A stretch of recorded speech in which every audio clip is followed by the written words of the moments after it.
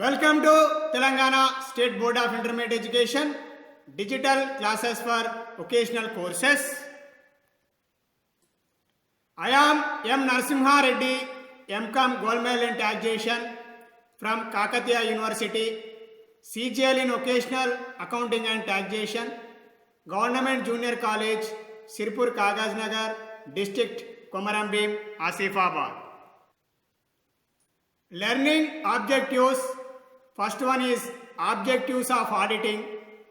Second one is detection and prevention of errors. Third one is different types of errors. Fourth one is detection and prevention of fraud. అభ్యసనం చేయవలసిన విషయాలు. ఒకటవది auditing యొక్క ఉద్దేశాలు. రెండవది దోషాలను కనిపెట్టుట మరియు వాటిని అరికట్టుట. మూడవది వివిధ రకాల దోషాలు. నాలుగవది మోసాలను కనిపెట్టుట మరియు వాటిని అరికట్టుట. Auditing 2 unit 2 objectives of auditing part A digital class. Auditing 2 unit 2 auditing ఉద్దేశాలు పార్ట్ ఏ డిజిటల్ క్లాస్. ఇక విషయానికి వచ్చినట్టయితే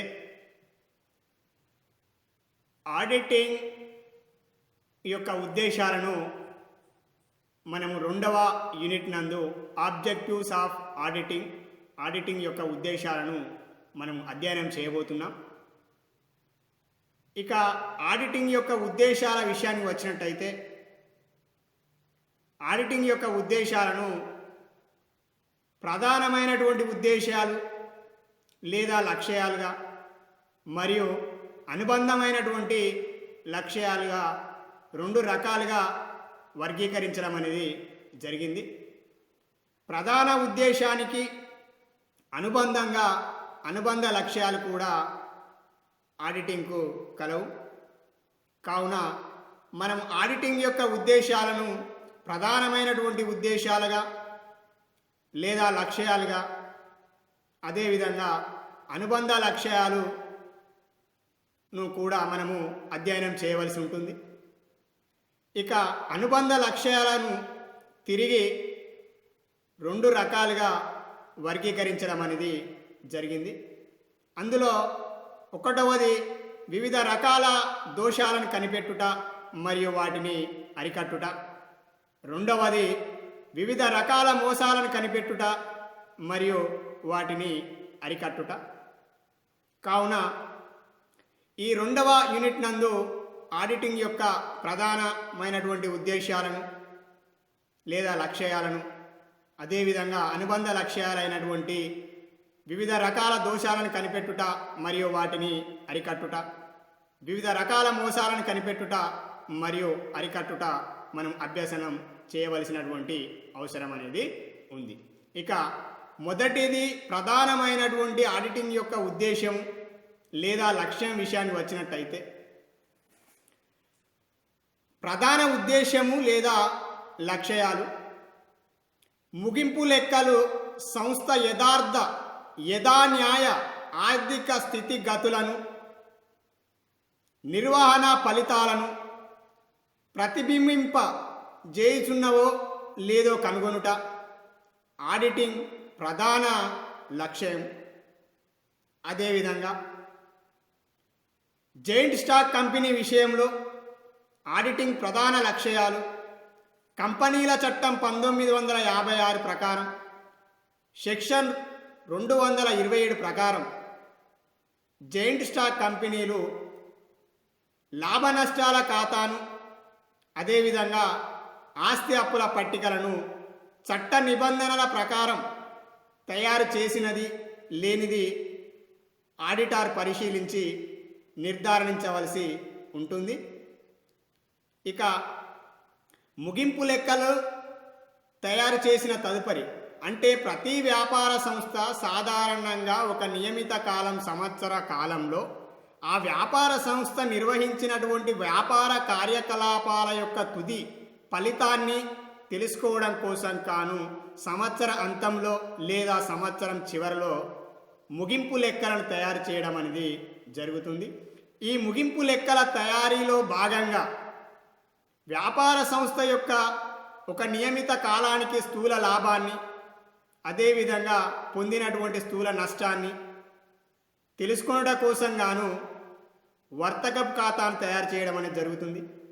అదేవిధంగా ఒక నియమిత కాలానికి అంటే సాధారణంగా ఒక సంవత్సర కాలానికి ఆ వ్యాపార సంస్థ కార్యకలాపాల వల్ల పరోక్షమైనటువంటి ఖర్చుల వల్ల పరోక్షమైనటువంటి ఆదాయాల వల్ల వచ్చినటువంటి నికర ఫలితాన్ని నికర లాభమా లేదా నికర నష్టమా అని తెలుసుకొనుట కోసం గాను వ్యాపార సంస్థలు లాభ నష్టాల ఖాతాను తయారు చేయడం అనేది జరుగుతుంది.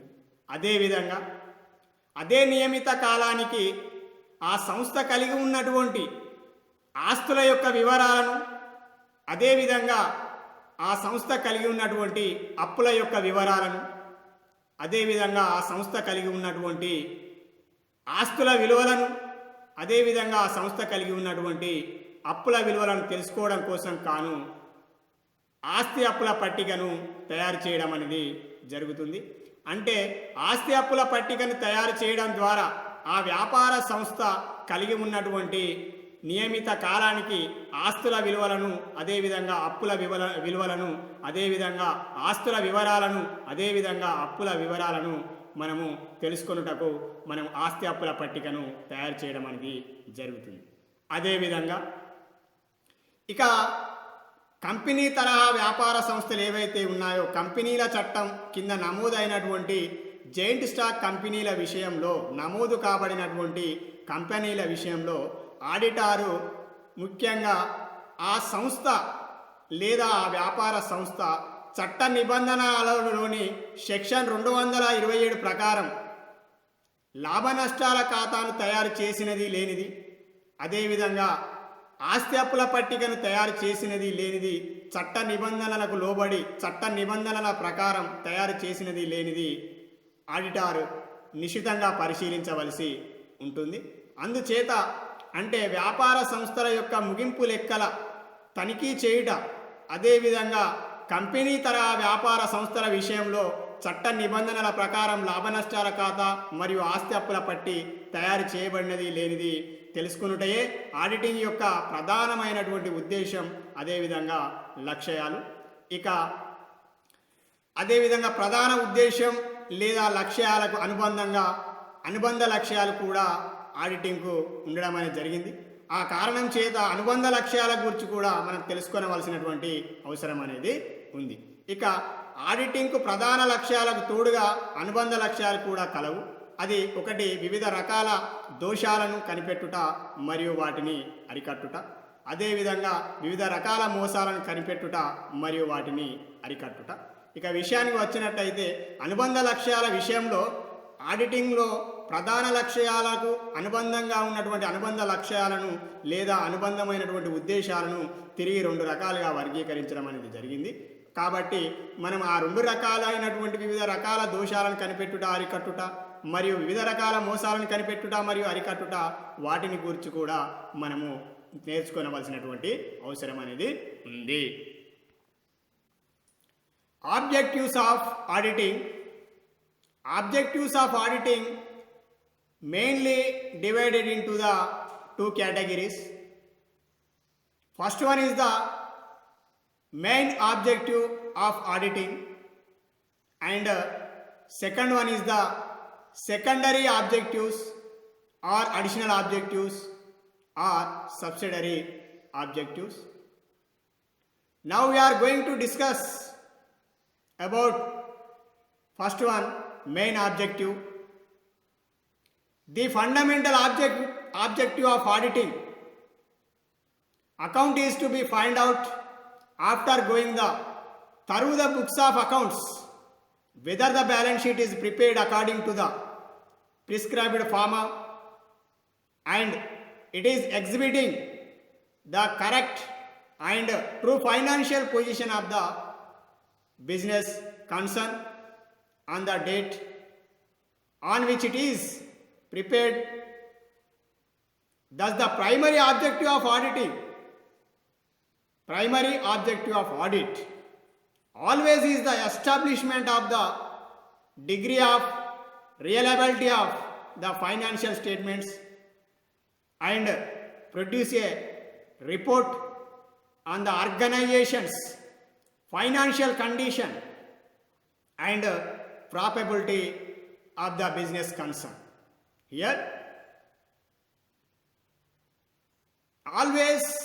auditing always is the establishment of the degree of reliability of the financial statements.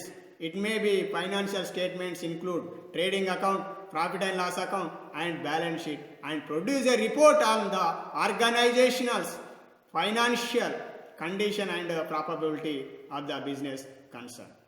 Then second one is secondary or additional objectives of auditing or subsidiary objectives of auditing.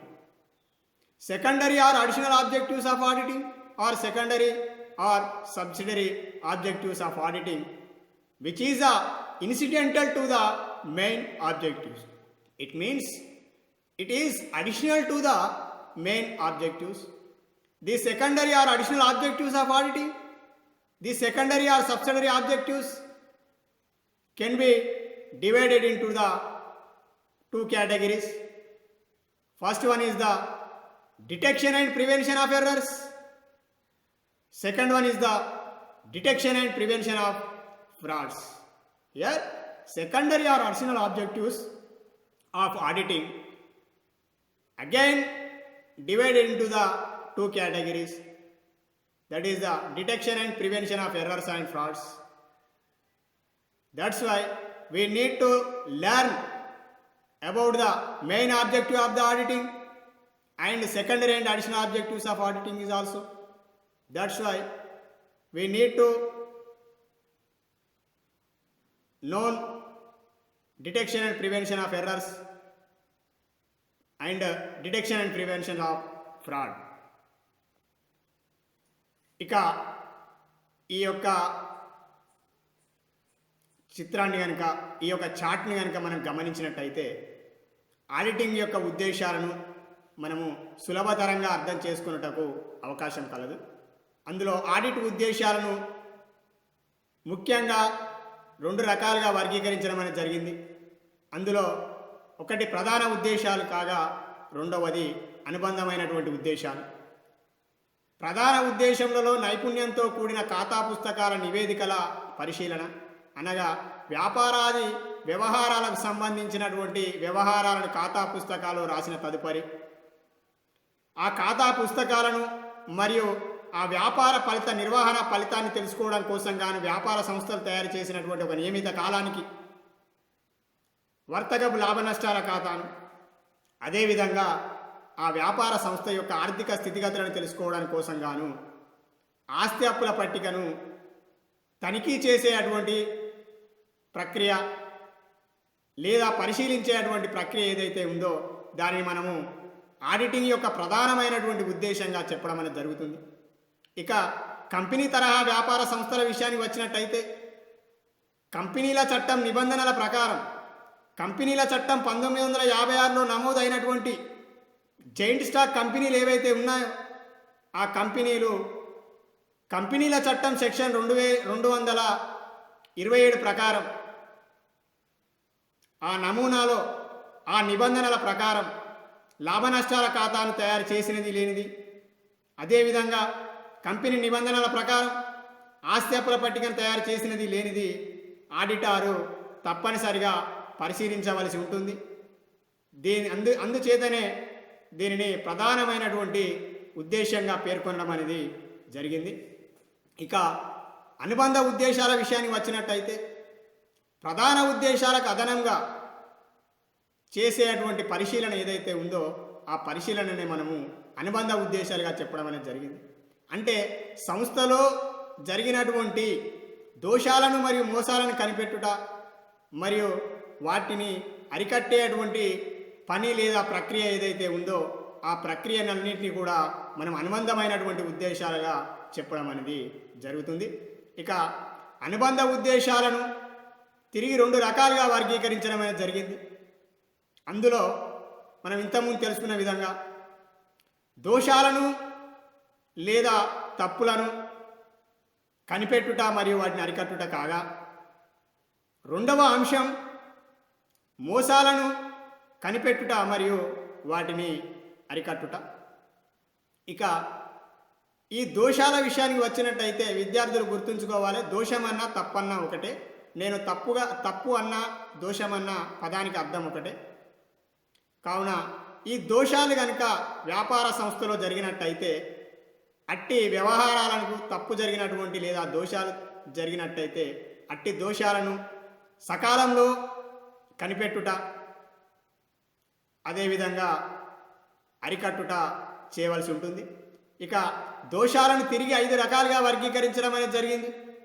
ఒకటి గుమస్తాపరమైనటువంటి దోషాలు కాగా, రెండవది సిద్ధాంత దోషాలు, మూడవది సరిపెట్టేటువంటి దోషాలు, నాలుగవది అకృత దోషాలు, ఐదవది అకార్యకరణ దోషాలు. అంటే దోషాలను తిరిగి 5 రకాలుగా వర్గీకరించడం జరిగింది. విద్యార్థులు ఈ 5 రకాల దోషాల గురించి మనం పార్ట్ బి డిజిటల్ క్లాస్ నందు నేర్చుకోబోతున్నాం. అదేవిధంగా మోసాలును కూడా తిరిగి 3 రకాలుగా వర్గీకరించడం అనేది జరిగింది. 3 రకాలుగా చెప్పడం అనేది జరిగింది. అందులో ఒకటి నగదు అపహరణ, రెండవది వస్తువుల అపహరణ, మూడవది దొంగ లెక్కలను వ్రాయుట.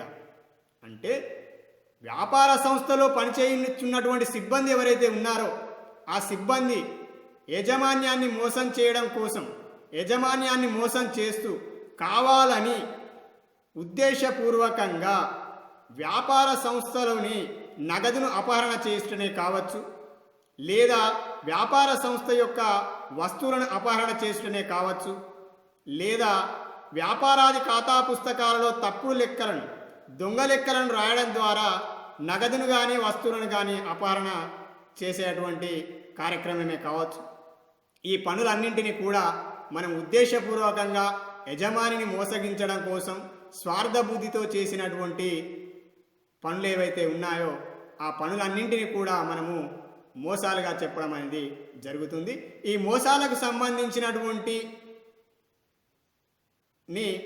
ఈ నగదు అపహరణే కావచ్చు, లేదా వస్తువుల అపహరణే కావచ్చు, లేదా దొంగ లెక్కలు రాయటకు సంబంధించినటువంటి ఈ 3 అంశాల గురించి మనం పార్ట్ సి డిజిటల్ క్లాస్ నందు నేర్చుకోబోతున్నాం. Objectives of audit. Objectives of audit mainly divided into the 2 categories. First one is main objective, express of expert opinion of the business concern, and second one is the secondary objective, detection and prevention of errors and frauds comes under the secondary objectives or subsidiary objectives or additional objectives to the main objectives. Here, detection and prevention of errors and frauds again can be divided into the 2 categories. First one is the errors and second one is the frauds. Then errors can be divided into again 5 categories or 5 types or 5 kinds. First one is the clerical errors, second one is the error of principle, third one is the compensating errors, fourth one is the error of omission, fifth one is the error of commission. Here errors can be divided into 5 categories. First one is the clerical errors, second one is the error of principle, third one is the compensating errors, fourth one is the error of omission, fifth one is the error of commission. Then fraud can be again divided into the 3 categories. Frauds. First one is the embezzlement of cash, second one is the misappropriation of goods account or goods, third one is the fraudulent of manipulation of accounts, divided into 3 categories, that is the embezzlement of cash, misappropriation of goods and fraudulent of manipulation of accounts. ఇక ప్రధాన ఉద్దేశాలలో ముఖ్యమైనటువంటి అంశాలను కనుక మనం పరిశీలించినట్టయితే, ప్రధాన ఉద్దేశాలు లక్ష్యాలలో ముఖ్యమైనటువంటి అంశాలు అంటే వ్యాపారాది సంస్థల ఖాతా పుస్తకాలను తనిఖీ చేసేటువంటి సందర్భంలో, పరిశీలించేటువంటి సందర్భంలో, పరీక్షించేటువంటి సందర్భంలో ఆడిటర్ ప్రధాన ఉద్దేశాల్లో ముఖ్యంగా ఆ వ్యాపార సంస్థ అవలంబిస్తున్నటువంటి అంతర్గత తనిఖీ మరియు అంతర్గత నియంత్రణ పద్ధతులు పటిష్టంగా ఉన్నాయో లేదో పరిశీలించవలను. ఇక మొదటి అంశానికి వచ్చినట్టయితే అంతర్గత తనిఖీ మరియు అంతర్గత నియంత్రణ పద్ధతులు పటిష్టంగా ఉన్నాయో లేదో పరిశీలించవలసినటువంటి ఉంటుంది. కావున దాన్ని మనం ప్రధానమైనటువంటి ఉద్దేశాల్లో ముఖ్యమైనటువంటి అంశంగా చెప్పడం అనేది జరిగింది. అంటే ఇచ్చినటువంటి మొదటి అంశంలో, మొదటి పాయింట్లో అంతర్గత తనిఖీ మరియు అంతర్గత నియంత్రణ పద్ధతులని రెండు పద్ధతుల గురించి చెప్పడం అనేది జరిగింది. మనం ముందుగా అంతర్గత తనిఖీ అంటే ఏంటి, అదేవిధంగా తదుపరి అంతర్గత నియంత్రణ పద్ధతులు అనగానేమి అనేది తెలుసుకున్నట్టయితే మనం ఈ అంశాన్ని యొక్క సారాంశాన్ని మనం తెలుసుకున్నటకు అవకాశం కలదు. అదేవిధంగా ముందుగా నేను అంతర్గత తనిఖీ గురించి చెప్పబోతున్నాను. అంటే ఒక పారిశ్రామిక సంస్థలో లేదా ఒక వ్యాపార సంస్థలో పనిచేసే గుమస్తాల విధులను ఏర్పాటు చేసేటప్పుడు వారిలో ప్రతి ఒక్కరు చేసే పనిని ఎప్పటికప్పుడు మరొకరు తనిఖీ చేసే విధంగాను, అదేవిధంగా పని పునరావృతం కాని విధంగాను పద్దు పుస్తకాలను రాసే పద్ధతి అంతర్గతమైన తనిఖీ అంటారు. అంటే ఈ పద్ధతిలో ఒక గుమస్తా ఏమైనా దోషాలు చేస్తే మరో గుమస్తా తనిఖీ చేసేటప్పుడు వాటిని కనుక్కొని సరిచేయడం జరుగుతుంది.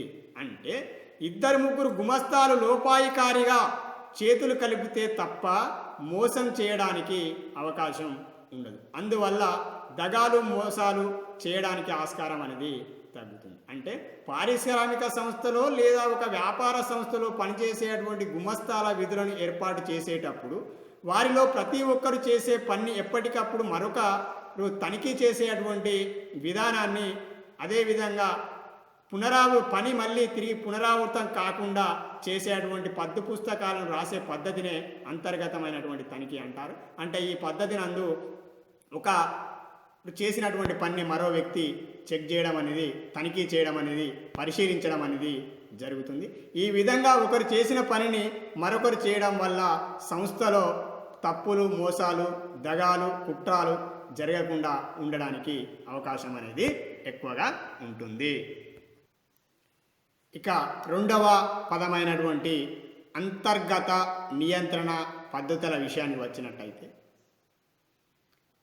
అంతర్గత నియంత్రణను ఇంటర్నల్ కంట్రోల్ అంటారు. అదేవిధంగా అంతర్గత తనిఖీని ఇంటర్నల్ చెక్ అంటారు. ఇక అంతర్గత నియంత్రణ విషయానికి వచ్చినట్టయితే తక్కువ శ్రమతో ఎక్కువ సామర్థ్యంను సాధించుటయే ప్రతి వ్యాపార సంస్థ ఆశయం. ఈ ఆశయంను సాధించుటకు కేవలం పద్దులను వ్రాయడంలోనే గాక పనులను జరిపించడంలోనూ, సిబ్బందిని క్రమశిక్షణను కాపాడడంలోనూ కూడా నియంత్రణ లేదా కంట్రోల్ లేదా అదుపు అనేది అవసరం. కంట్రోల్ అనగా నియంత్రణ లేదా అదుపు అని అర్థం. అనగా సంస్థకు సంబంధించిన ప్రతి పనిపై నియంత్రణ అవసరం. వ్యాపార నిర్వహణకు యాజమాన్యం నెలకొల్పిన ఆర్థిక మరియు ఆర్థికేతర నియంత్రణల సముదాయమే అంతర్గతమైనటువంటి నిర్వహణ. ఈ ఆధునిక వ్యాపార నిర్వహణ విధులను నిర్వర్తించడంలో అంతర్గత నియంత్రణ ఒక సాధనంగా తోడ్పడుతుంది.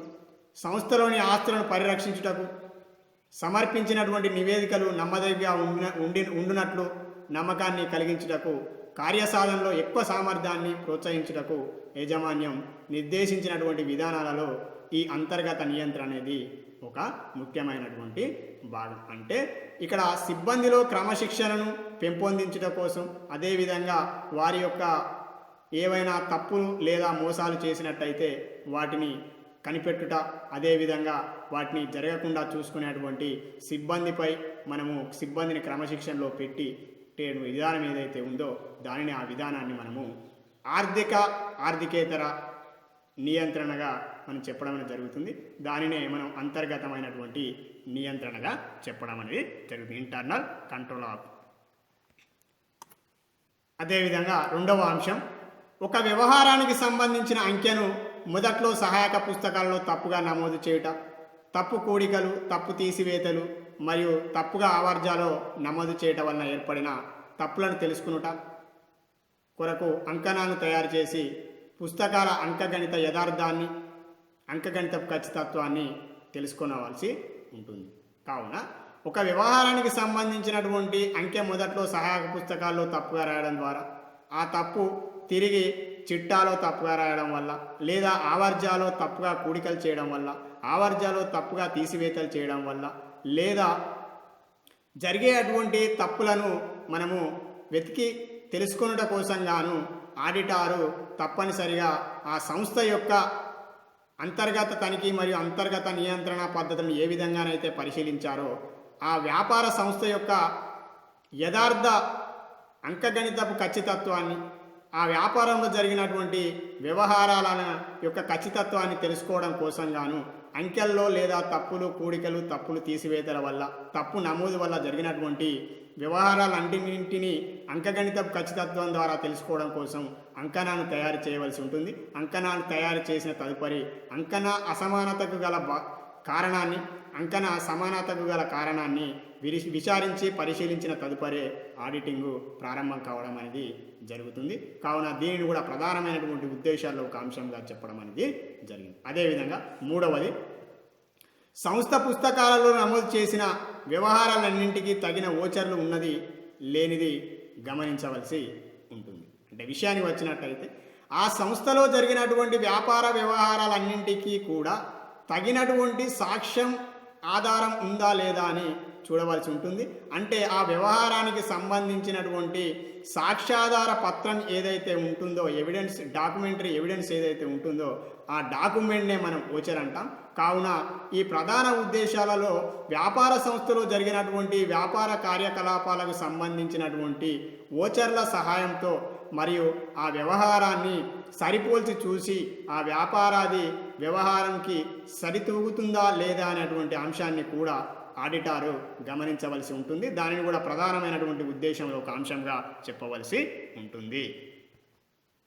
Here main objectives. First point, examine the system of internal check and internal control. Here examine the system of internal check. Now we need to discuss about internal check. Internal check means the check imposed on day-to-day transactions where the work of the one person is checked in independently by another person is known as the internal check. The object being prevention and early detection of errors and frauds and to ensure accuracy of the business transactions. Thus, internal check include matters such as the allocation of authorities, division of work, and the proper methods of recording business transactions, etc. It is a part of the overall internal control system and operates as a built-in device. So for staff organization and job allocation aspects of control system are concerned, it minimizes the possibilities of errors and increase the chances of detection of frauds. The next second word is internal control system. Here internal control comprises the whole system of controls, financial and otherwise, established by the management in conduct of the business. It includes internal check, internal audit, and various other forms of control. It is a broad term with a wide canvas. The fundamental objective of internal control is to safeguard the assets of the company against losses, avoid frauds, errors, waste, and eliminate the inefficiency of the staff. It helps the management in measuring the implementation of business policies as well as ensuring maximum accuracy of all data and statements and transactions. Check the arithmetical accuracy of the books of accounts by verification, the posting, costing and balancing, etc. Third point is verify the authenticity and validity of transactions entered into the books of with the relevant supporting documents. Thank you.